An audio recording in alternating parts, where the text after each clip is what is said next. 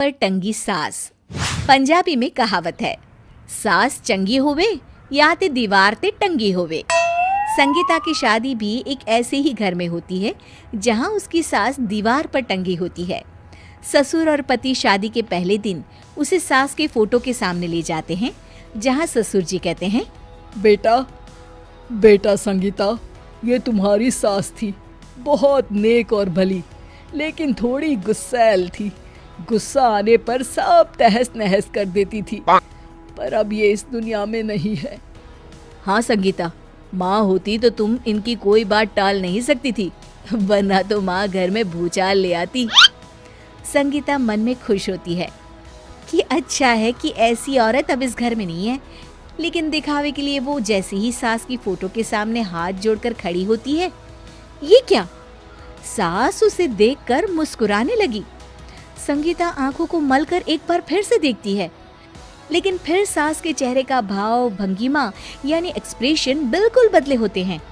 वो अपने पति और ससुर को कहती है, माँ की तस्वीर तो स्माइल कर रही है। ना बेटी, ये कैसे संभव है?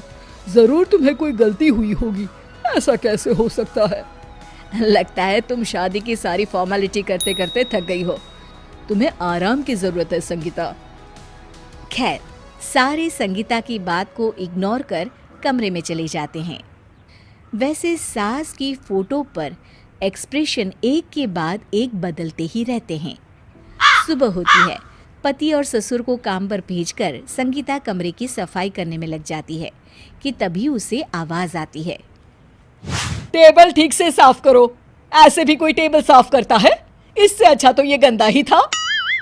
किसी औरत की आवाज सुन संगीता दंग रह जाती है और सोचने लगती है कि आवाज कहाँ से आई। आवाज को नजरअंदाज कर वो फिर से अपना काम करना शुरू करती है, लेकिन इस बार तो आवाज बिल्कुल उसके कान के पास से आती है। मेरा घर है ये। जब तक मैं थी चमका कर रखती थी, हर एक चीज शीशे की तरह थी। तुम्हें तो ना सफाई आती है ना कुछ पता है। क्यों तुम्हें मेरे घर की जिम्मेदारी दे दी गई है? पता नहीं तुम में मेरे बेटे को क्या दिखाई दिया।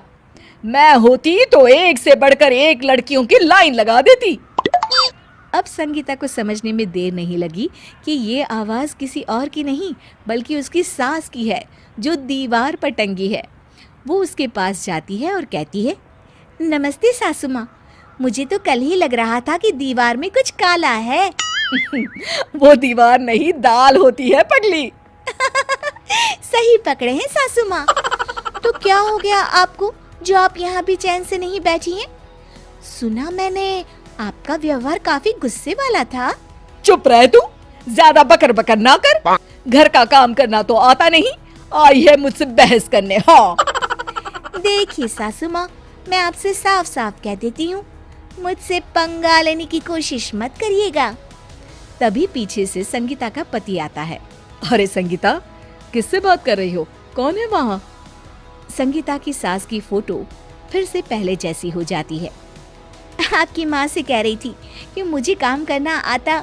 अरे संगीता, माना सास के ताने हर बहू को अच्छे लगते हैं, लेकिन यहाँ तो माँ है ही नहीं, तुम तो फोटो से ही। तुम भी लाजवाब हो संगीता। किसी को विश्वास नहीं होता कि संगीता अपनी मरी हुई सास की फोटो से बात करती है।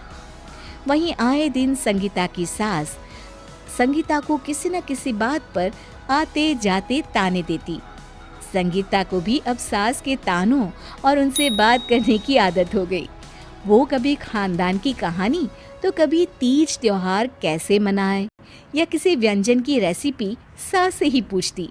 सारा दिन घर में अकेली संगीता की सास अब उसके लिए तानों के साथ पक्की साथी की तरह भी रहने लगी थी, जो किसी और को नहीं बल्कि संगीता को ही सुनाई देती। तो देखा आपने, सास बहू का रिश्ता हर रिश्ते से ऊपर होता है, फिर चाहे वो खट्टा हो या मीठा।